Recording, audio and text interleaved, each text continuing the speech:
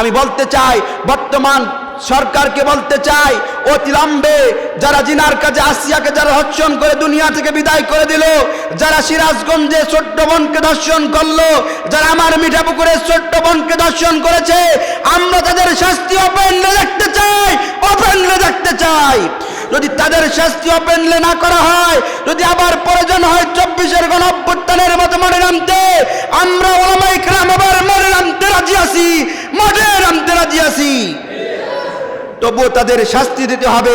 যদি সে বিবাহিত হয়, জনসমক্ষে তার অর্ধেককে পুঁতে ফেলতে হবে, তার কোমর পর্যন্ত পুঁতে ফেলে জাতির সামনে তাকে পাথর নিক্ষেপ করে তাকে মৃত্যুদণ্ড দিতে হবে।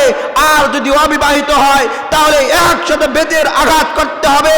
আমরা দেখতে চাই, যদি 100টা বেতের আঘাত করতে গিয়ে যদি সে মৃত্যুবরণ করে, তার কোমরের উপরে বাকি বেতের আঘাত করতে হবে। যদি এই কথা বলতে পারেন, আপনি সিয়াম পালন করতে পারেন, তাহলে আপনি কেন অপকর্ম, জিনা, ব্যভিচার, লুটতরাজ থেকে বিরত থাকতে পারবেন না? আমি বলতে চাই, যদি আপনি এই সমস্ত কাজ থেকে বিরত থাকতে না পারেন, আপনার জন্য এই রমাদান মুবারকের রোজা নয়, আপনার জন্য এই রোজা নয়, আপনার জন্য এই রোজা নয়। বর্তমান ফেসবুক যদি আপনি খোলেন, আমি মনে করি, আমি নিজেও ফেসবুক চালাই, আমি প্রতিনিয়ত যখন ফেসবুক খুলছি তখনই আমি দেখতে পারছি কোনো না কোনো দলের ভাই কোনো না কোনো জায়গায় চাঁদাবাজি হচ্ছে, ছিনতাই হচ্ছে, ডাকাতি করছে, অগ্নি সংযোগ চালাচ্ছে, বাড়িঘর জ্বালিয়ে দেওয়া হচ্ছে। আবার দেখতে পারছি নারী ধর্ষণ হচ্ছে। এমন নারী ধর্ষণ, এমন কুলাঙ্কাররা এমন কাজ করছে, ছোট্ট বাচ্চা দ্বিতীয় শ্রেণীতে পড়ে এমন বাচ্চাকেও তারা ছাড় দিচ্ছে না। এই কাজগুলো কারা করছে খতিয়ে দেখা দরকার। এই রোজাকে যেমন আমরা মনে করি এটা আমাদের জন্য ফরজ, আমি মনে করি এদেশের যারা নারী ধর্ষণ করছে, যারা ছোট্ট ছোট্ট বাচ্চাদেরকেও ছেড়ে দিচ্ছে না, ধর্ষণের শিকার বাচ্চারা হচ্ছে, আমি মনে করি এই রোজার মতো ফরজ হয়ে দাঁড়িয়েছে এই ধর্ষকের বিরুদ্ধে আন্দোলন গড়ে তোলা, এই ধর্ষকের শাস্তি বাংলার জমিনে দেওয়া। আমি আপনাদেরকে রায় জানাতে চাচ্ছি, সিয়াম শব্দের অর্থ যদি হয় বিরত থাকা, তাহলে এই সমস্ত অপকর্ম কাজ থেকে কি আমরা বিরত থাকতে পারছি? যদি না পারি তাহলে আমরা কি রোজাদার? এটা যদি আপনি মুখে বলেন আমি রোজাদার, আমি মুখে বিশ্বাস করব, কিন্তু আপনার অন্তরে নাই আপনি রোজাদার। যেখানে আল্লাহ পাক রব্বুল আলামিন ছিনতাই, নারী ধর্ষণের ব্যাপারে পবিত্র কোরআনুল কারীমের সরাসরি আয়াত নাজিল করে দিয়েছেন, আজকে যদি সে আয়াতের পরিপ্রেক্ষিতে যদি আমরা কাজ করি, আমি মনে করি মুসলমানদের জন্য এটা হবে বড় শিরক। গত কয়েকদিন আগেই মাগুরার ছোট্ট বোন আসিয়াকে ধর্ষণ করা হলো। এমনভাবে ধর্ষণ করা হয়েছে, যিনি তার যে ডক্টর তার দায়িত্বে ছিল, তিনি বর্ণনা দিতে গিয়ে এমনভাবে দিলেন, যখন আমি ওই পোস্টটা পড়তে গেলাম আমার চোখের পানি অঝরে পড়তে শুরু করে দিল। কি এভাবে একটা মানুষ, ও মানুষ না পশু হলে এভাবে একটা ছোট্ট বাচ্চার উপরে এভাবে আক্রমণ করতে পারে, এভাবে অত্যাচার করতে পারে? শেষ পর্যন্ত কি হলো, ওই আসিয়া, ওই ছোট্ট বোনটা, মাগুরার বোনটা দুনিয়া থেকে বিদায় নিয়ে চলে গেলেন। এখন পর্যন্ত ওই জিনাকারীর শাস্তি বাংলার জমিনে হলো না। শুধু তাই নয়, গতকালকেই একটা যমুনা নিউজ দিয়েছে, আমাদের পাশেই সিরাজগঞ্জের 2য় শ্রেণীর ছাত্রীকে 5ম শ্রেণীর ছাত্র ধর্ষণ করেছে। যেখানে আল্লাহ পাক রব্বুল আলামিন স্বয়ং নিজে আয়াত নাজিল করে দিয়েছে, সূরা নূরের 2 নম্বর আয়াত খুলতে দেখতে পারবেন, আল্লাহ পাক দীপ্ত কণ্ঠে বলেছেন, যদি কোনো জিনাকারী পুরুষ যদি জিনা করে, তা যদি সাক্ষী প্রমাণিত হয়, তাহলে যদি বিবাহিত পুরুষ কিংবা নারী হয় তাহলে তার শাস্তি হলো অর্ধেক জমিনে অর্ধেক পুঁতে ফেলে পাথর নিক্ষেপ করে তাকে দুনিয়ার জমিনে মৃত্যু দণ্ড দেওয়া। রাসূলুল্লাহ সাল্লাল্লাহু আলাইহি সাল্লাম বলেছেন, যদি ব্যক্তি পুরুষ কিংবা নারী যদি অবিবাহিত হয় তাহলে সে যদি জিনার কাজে লিপ্ত হয়, সে যদি জিনাকারী হয়, তার শাস্তি হলো 100টা বেত আঘাত।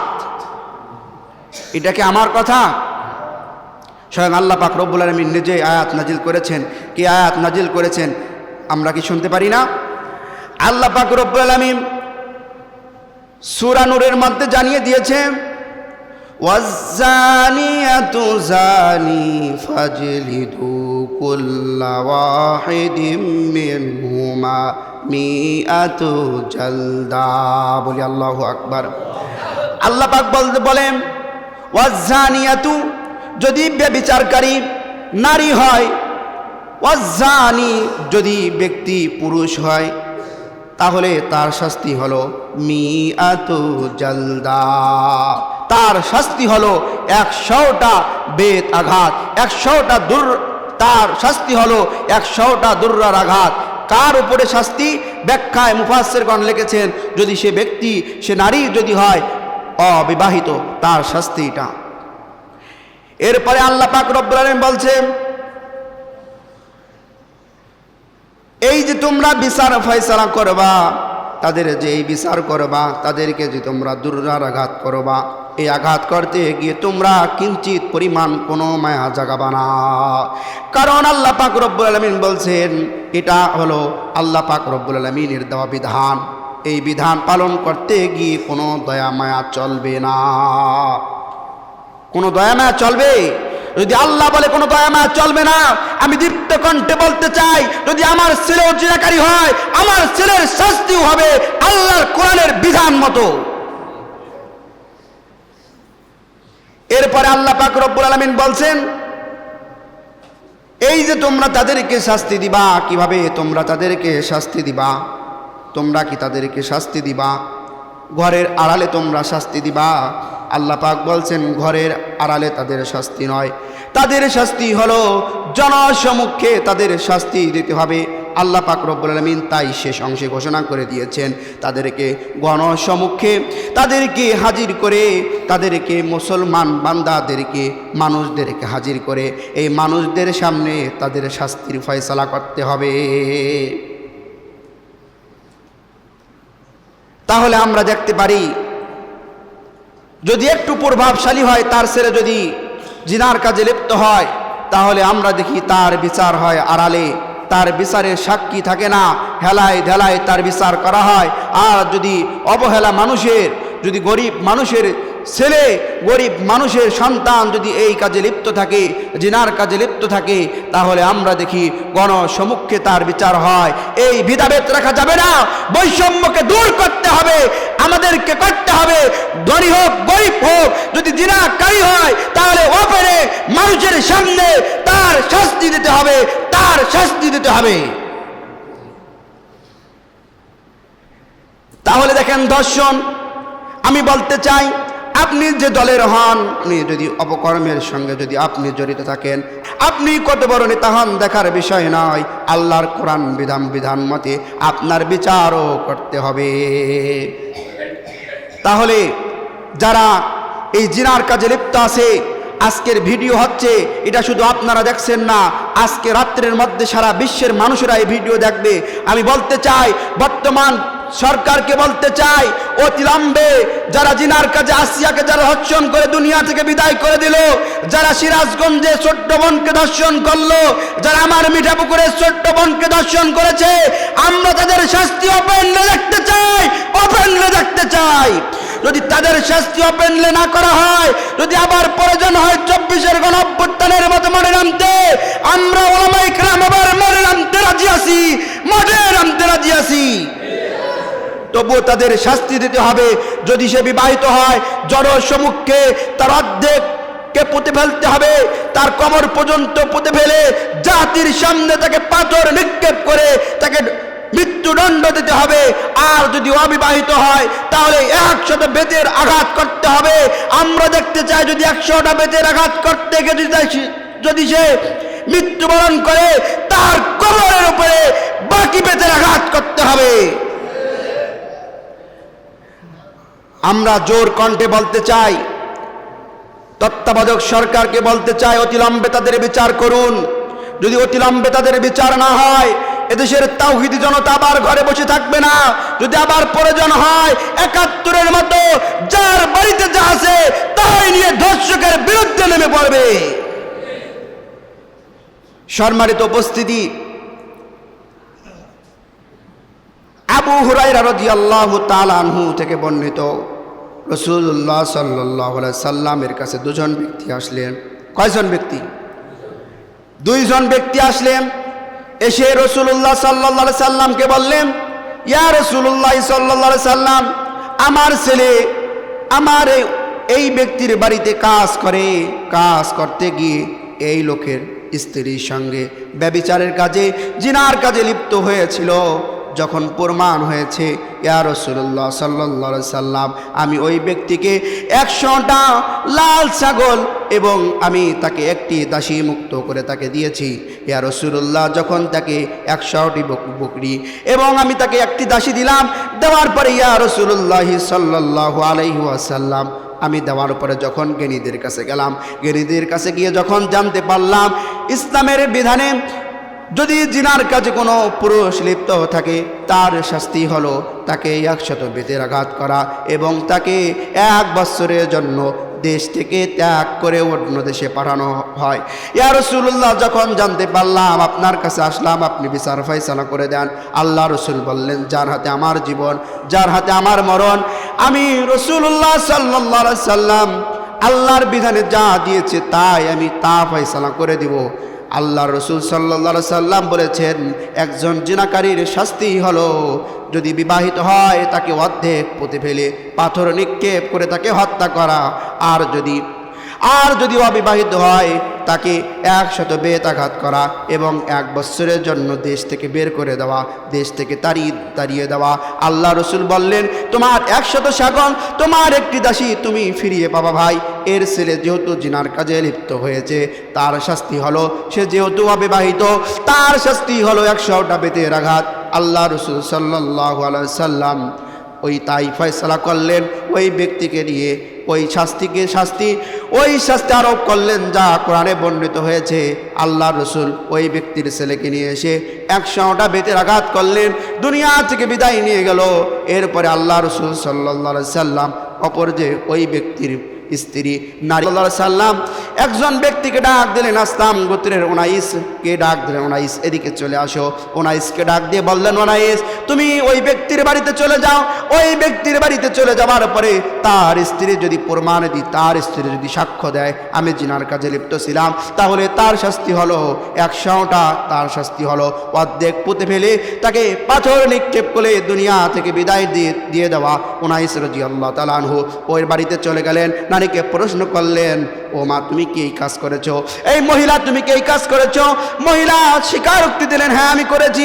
উনাইস বললেন, আর দেরি নয়, আল্লাহ রাসূল সাল্লাল্লাহু আলাইহি সাল্লাম আল্লাহর বিধান মতো আমাকে পাঠিয়েছেন, তোমাকে অর্ধেক পুঁতে ফেলে তোমাকে দুনিয়ার জমিন থেকে বিদায় করে দিতে হবে, তোমার মৃত্যুদণ্ড দিতে হবে। উনাইস জনসমুখ হাজির করে মহিলাকে অর্ধেক পুঁতে ফেললেন। অর্ধেক পুঁতে ফেলার পরে মানুষদেরকে তাগিদ করলেন, তোমরা কে পাথর নিক্ষেপ করো।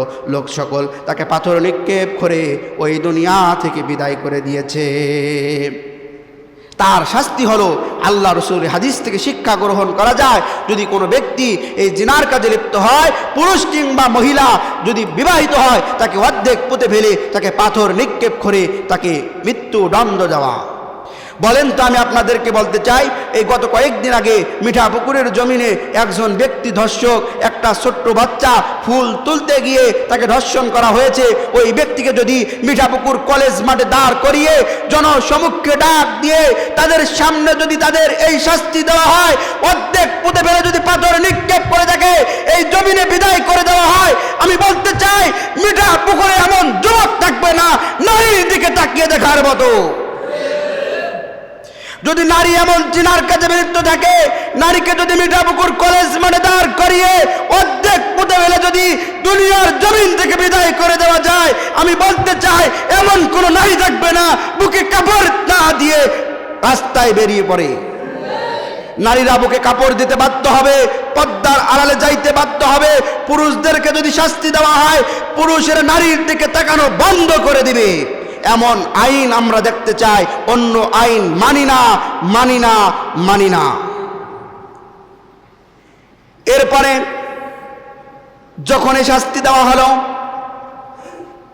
ওমর রাদিয়াল্লাহু তাআলা আনহু বর্ণনা করছেন, একজন এই আয়াতের মধ্যে বলা হয়েছে যদি পুরুষ কিংবা নারী অবিবাহিত হয় তাদের শাস্তি যদি এই হয়।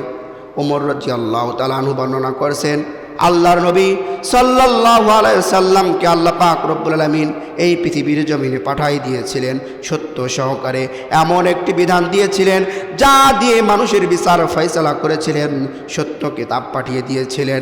আল্লাহর নবী সাল্লাল্লাহু আলাইহি সাল্লাম ওই বিধানের মধ্যে এমন একটি বিধান রয়েছে যেই বিধানটা হলো যদি কোনো জিনাকারী বিবাহিত পুরুষ যদি হয় তাকে অর্ধেক পুঁতে ফেলে দুনিয়া থেকে বিদায় করা। আমরা ওমর রাদিয়াল্লাহু তাআলা আনহু বর্ণনা করেছেন, আমরা ইতিপূর্বে তাদেরকে এমন আমল করেছি, এমন শাস্তি দিয়েছি, এর আমলের উপর আমরা অটল ছিলাম, আমাদের পরে তারা আসবে তারাও যেন এমন আমলের উপরে অটল থাকে। ওমর রাদিয়াল্লাহু তাআলা আনহু তাই বর্ণনা করেছেন যদি কোনো ব্যক্তি বিবাহিত হয় তাহলে তাকে অর্ধেক পুঁতে ফেলে, তাকে দুনিয়ার জমিনে মানুষের সম্মুখে তাকে অর্ধেক পুঁতে ফেলে পাথর নিক্ষেপ করে তাকে মৃত্যুদণ্ড দেওয়া। তাহলে আমরা এখান থেকে ক্লিয়ার, যদি কোনো বিবাহিত পুরুষ যদি জিনার কাজে লিপ্ত হয় তার কোনো শাস্তি নয়, তার একটাই শাস্তি, সেটা হলো অর্ধেক পুঁতে ফেলে জনসমক্ষের সামনে অর্ধেক পুঁতে ফেলে পাথর নিক্ষেপ করে তাকে হত্যা করা। আর যদি অবিবাহিত হয় পুরুষ কিংবা নারী তাহলে তার বিচার হলো তাকে 100টা বেতের আঘাত করতে হবে। যদি 100টা বেতের আঘাত করতে গিয়ে যদি 100টা বেতের আঘাত করার আগে যদি মৃত্যু হয়ে যায় তাহলে তাকে দাপন করে তার কবরের উপরে আর বাকি 100টা পোড়াতে যে কয়টা বেত বাকি থাকে সে কয়টা বেতের আঘাত কবরের উপরে মারতে হবে।